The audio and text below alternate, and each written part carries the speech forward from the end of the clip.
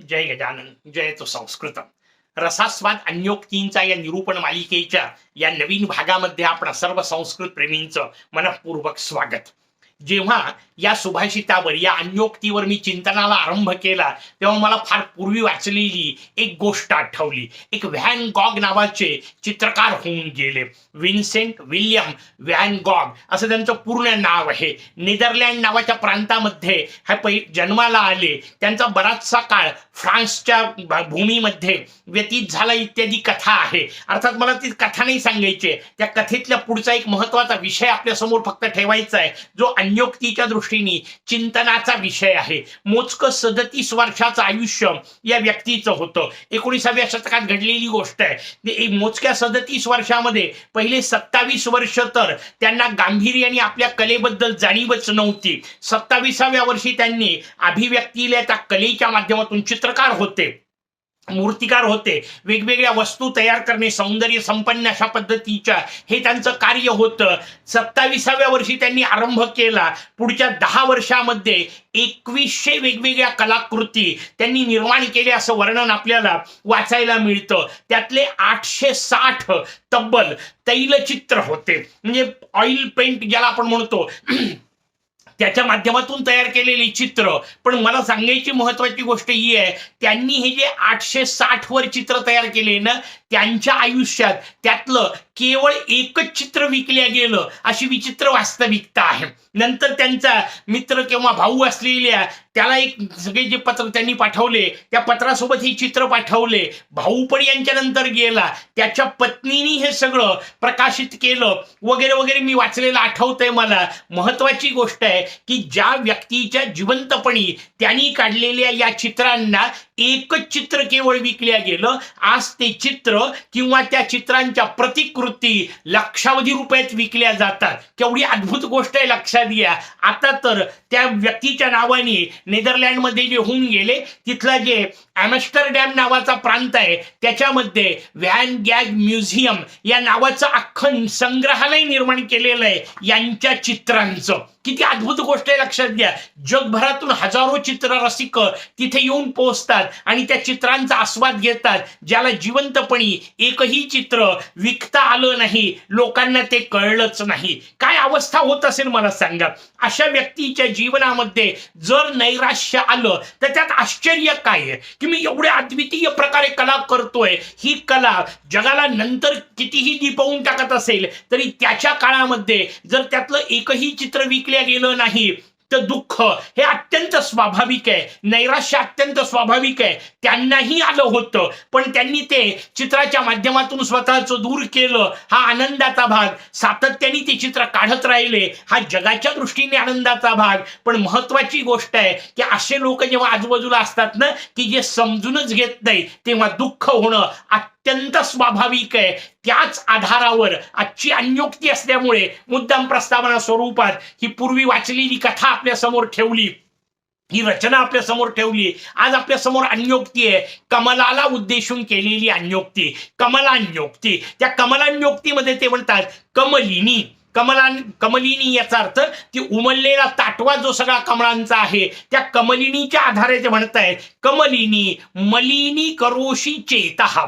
चेत म्हणजे चित्त, चित्त मलिन करू नको. चित्त मलिन कशाने होतं? आता जसं म्हटलं तसं नैराश्य, आलस्य, अपमान अशा पद्धतीच्या गोष्टी आल्या की आपण सहज म्हणतो त्याने त्याला इतकं वाईट बोलला की त्याचा चेहरा पार काळवडला.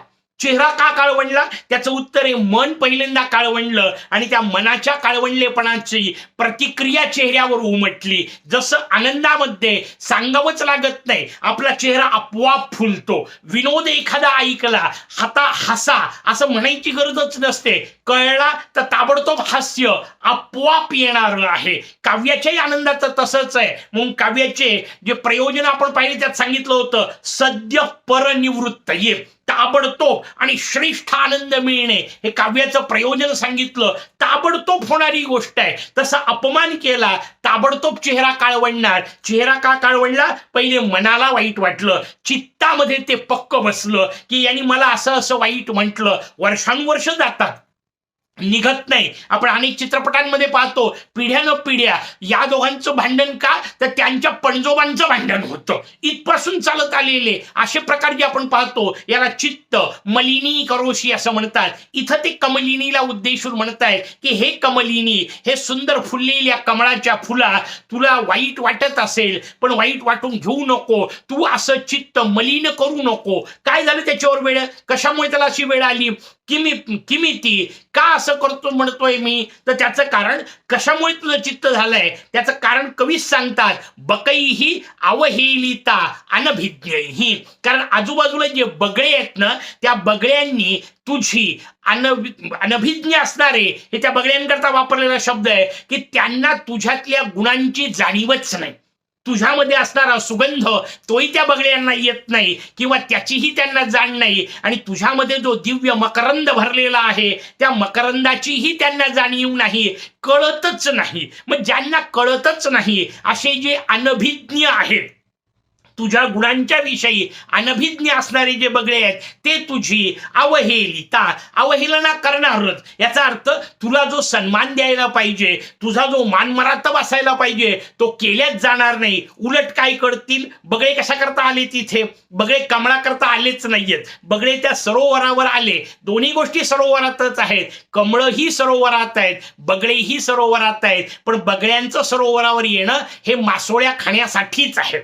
आणि मग तशा पद्धतीने जेव्हा त्या कमळाच्या आसपास फिरणाऱ्या मासोळ्या खायला तो बगळा येतो तेव्हा तो काय करणार आहे, तर त्याचं उत्तर आहे तिथं फडफड करणार. एक तर तो स्वतः फडफड करणार किंवा त्यांनी पकडलेली मासोळी फडफड करणार, आणि या दोघांच्याही फडफडीत काय होणार आहे त्याचं उत्तर आहे सगळं पाणी गढूळ होणार आहे आणि खालचा चिखल कमळावर सुद्धा उडणार आहे. ही जी अवहेलना आहे, एक तर त्याच्या त्या गुणांकडे लक्षच दिलं नाही, त्याचा सन्मान तर केलाच नाही, उलट त्याच्यावर चिखलफेक केली, असा अर्थ समजून घेतला की मग आपल्याला त्यांना जे म्हणायचंय ते नेमकेपणाने कळतं.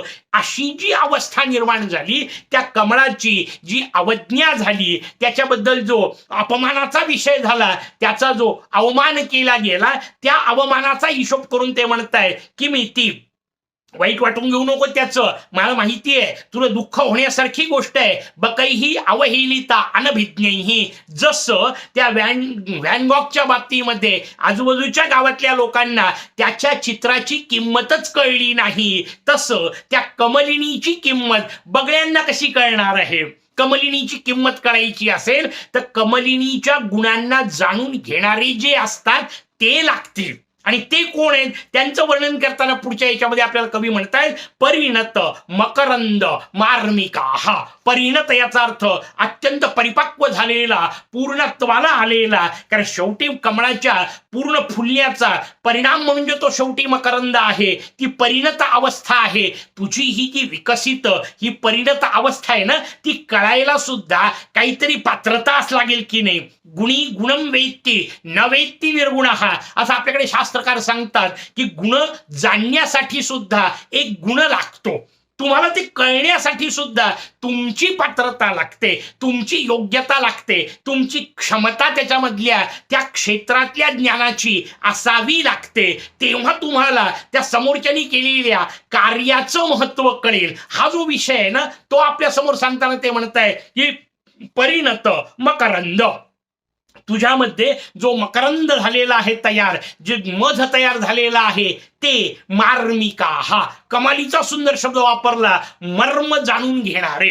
कारण शेवटी चोथा नसतो गोळा करायचा. मकरंदाचा विचार करताना आणि भुंग्याचा विचार करताना आपण पाहिलं होतं की भुंगा त्या फुलामधल्या पाकळ्यांना स्पर्शच करत नाही, कारण पाकळ्या नश्वर आहेत. आतमधला मध पाकळ्यांच्या दृष्टीने का होईना शाश्वत आहे, त्या शाश्वताला पकडण्याची जी वृत्ती आहे ना त्याला मकरंद वृत्ती असं म्हटलं. ती मकरंद ग्रहण करण्याची वृत्ती ज्यांच्यामध्ये आहे, भुंग्याची वृत्ती ज्याच्या ठिकाणी आहे त्याला मार्मिक शब्द वापरला. कारण मार्मिक याचा अर्थ त्याचं मर्म कळण्याची योग्यता असलेला, त्याची क्षमता, त्याची योग्यता कळण्याची पात्रता ज्याच्या ठिकाणी आहे त्याचं वर्णन केलं. असे जे आहेत ना जगती भवंतु चिरायुषो मिलिंदाः, ते जे मिलिंद म्हणजे भुंगे, वेगळा शब्द पुन्हा आपल्या समोर, मिलिंद शब्दाचा अर्थ भुंगा, ते मिलिंद असे जे भुंगे आहेत ना, ते या जगतामध्ये चिरायुषी होवोत, याचा अर्थ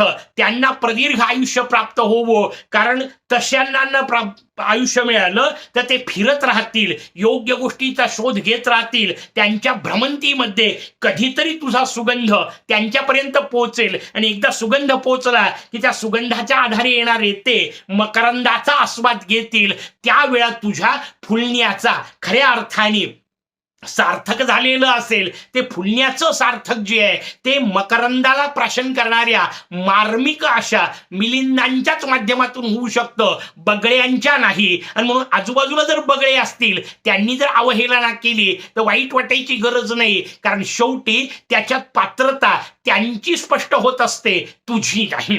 आपल्याकडे ज्या वेगवेगळ्या लोककथा आहेत ना, कोकणा प्रांतामध्ये एक मजेदार लोककथा आहे, त्या प्रांतातून जेव्हा प्रवास करत होतो तेव्हा ऐकलेली आहे, म्हणून त्या प्रांतातली म्हणून सांगतो. एक कोणीकडे होऊ शकते ही गोष्ट, पण तिथे ऐकली म्हणून मला एकदम ते आठवलं की कोकण प्रांतातला विषय, तिथली एक लोककथा आहे. लोककथा अशी आहे की एक घर असतं, त्या घरामध्ये एक तरुण राहत असतो, फारशी काही घराची परिस्थिती चांगली नाहीये, आई वडील सुद्धा गेले, अत्यंत विपरीत परिस्थिती आहे. आई वडिलांपैकी वडिलांच्या जवळ मात्र एक जुनं डब्बा असायचा, आणि तो डबा ते मोठे जपून ठेवायचे, जवळ बाळगायचे नेहमी. परिस्थिती सामान्य होती. याने विचार केला, आजोबांचा आहे पणजोबांचा आहे असं सांगत सांगत तो डबा सांभाळून ठेवायचे. त्यांनी तो डबा एक दिवस उघडला, आतमध्ये एक चमकदार अशा प्रकारचा खडा दिसला. यालाही फारसं जाणीव नव्हती, काय आहे, काहीतरी सुंदर दिसतंय. मग याला विचार केला यांनी की नाहीतरी परिस्थिती आपली काही फारशी चांगली नाही, एक काम करू, विकू, काहीतरी पैसे मिळतील, त्यातून आपला उदरनिर्वाह पुढचा करता येईल, या दृष्टीने बाजारात गेला. बाजारात पहिलं दुकान लागलं एका भाजीवाल्याचं. त्या भाजीवाल्याच्या समोर तो खडा धरला, त्याने ती वस्तू धरली आणि वस्तू धरून त्याला विचारलं, घेतोस का विकत? तो म्हणाला, माझ्या काय कामाची आहे, फार फार तर तराजू मध्ये ठेवायला, वजनाच्या जागी मी तो खडा वापरू शकतो, एक काम कर, याच्या बदल्यात 1 किलोभर बटाटे घेऊन जा. त्याला मोठं आश्चर्य वाटलं, एवढं जपून ठेवलं होतं आई वडिलांनी, केवळ किलोभर बटाट्याचं कसं असेल. थोडा पुढे गेला, पुढे एक कपडेवाल्याचं दुकान होतं, त्या कपडेवाल्याच्या दुकानात गेला, त्याला म्हणाला, हे घेऊ शकता का, ही वस्तू विकत घेऊ शकता का? त्यांनी इकडून तिकडून 4-5 वेळा पाहिली, म्हणे एक काम कर, पेपरवेट सारखं वापरायच्या कामाचं आहे, तेवढा मला फार तर उपयोग होऊ शकतो, एक काम कर, याच्या बदल्यात मी तुला 200-300 रुपये देऊ शकतो. त्यांनी त्याला 200-300 रुपये म्हटले. हा म्हणा, 1 किलो बटाट्याचे 200-300 रुपये आले. आणखीन पुढे गेलो, कदाचित जास्त मिळेल या हिशोबात पुढे गेला. प्रवास करता करता एका दुकानात जाऊन पोहोचला. दुकान एका सोनाराचं होतं. सोनार सामान्य नव्हता, अत्यंत श्रेष्ठ अशा प्रकारचा रत्नपारखी होता. त्याच्या समोर त्यांनी ती वस्तू ठेवली, ते रत्न ठेवलं. सोनाराने त्याच्याकडे कमालीच्या आश्चर्यकारक नजरेने पाहिलं. काय दिव्य गोष्ट आपल्याला पाहायला मिळाली, अशा आनंदात पाहिलं. आणि याला हात जोडून यांनी जेव्हा विचारलं, घेता का विकत, त्याने हात जोडून सांगितलं, म्हणे माफ कर, माझी काही क्षमता नाही. याला मोठं आश्चर्य वाटलं, म्हणजे याच्या एवढ्या मोठा श्रीमंत माणूस आहे, याची क्षमता नाही, हा का म्हणतोय? तो म्हणाला, नाही, तुला समजलेलंच नाहीये, माझ्या संपूर्ण इस्टेटीसह जरी, माझ्या सगळ्या असलेल्या घरादारासकट जरी मी विकलं, तरी ते सगळं विकल्यानंतर जेवढा पैसा येईल ना, त्याच्यापेक्षा याचं मूल्य जास्त आहे. काय अद्भुत गोष्ट घडली असेल, त्याचं तर संपूर्ण आयुष्य पलटलं. महत्व त्याला नाहीये. मला सांगा, संपूर्ण स्वतःचं जे काय घरदार आहे ते विकून सुद्धा येणार नाही, एवढा पैसा ज्याचा आहे, एवढं मूल्य ज्याचं आहे, असं सावकारांनी त्याच्याबद्दल सांगितलं. ते आधीचा बटाटेवाला 1 किलो बटाट्यात घ्यायला तयार होता. नशीब यांनी दिलं नाही, नाहीतर दुर्दैवाची वेळ आली असती. पण लक्षात घ्या, याच्यात मला सांगा, त्या रत्नाची किंमत 1 किलो बटाटे असू शकते का? त्याचं उत्तर आहे नाही. मग का त्यांनी केली? त्याचं उत्तर आहे, याची मूल्य समजून घेण्याची क्षमता बटाट्याच्याच पातळीत होती. तो दुसरं काय करणार आहे? भाजीवाल्याची बुद्धी तेवढीच असू शकते. त्यांनी त्याच्या उपयोगाचा विचार केला, त्याच्या क्षमतेनुसार विचार केला, म्हणून त्यांनी 1 किलो बटाटे म्हटले, दुसऱ्याने 200-400 रुपये म्हटले, आणि तिसऱ्याने संपूर्ण घरदार विकलं तरी येणार नाही इतकी अद्वितीय किंमत आहे हे सांगितलं. लक्षात घ्या, जोपर्यंत असा रत्नपारखी मिळत नाही ना, तोपर्यंत आपल्या गुणांची आपल्या आजूबाजूला असणारे लोक जर अवहेलना करत असतील, जर त्याला पाहिजे तसा प्रतिसाद देत नसतील, तर लक्षात ठेवा, शांतपणे राहिलं पाहिजे. कधी ना कधीतरी कोणी ना कोणीतरी रत्नपारखी नेमका भेटेल आणि तो ज्या दिवशी भेटेल ना त्या दिवशी जगाला आपली किंमत कळेल. कमळाला उद्देशून करताना उपदेश कवी आपल्याला करतायत. जीवनामध्ये आपल्या किमतीला जाणून घेणारे माणसं मिळेपर्यंत शांत राहता आलं पाहिजे. त्यानंतर जग तुमच्या गुणवत्तेने थक्क होऊ शकतं हे समजावून देणारं एक सुंदर सुभाषित पुढची अन्योक्ती पुढच्या भागात. तोपर्यंत जयतु संस्कृत.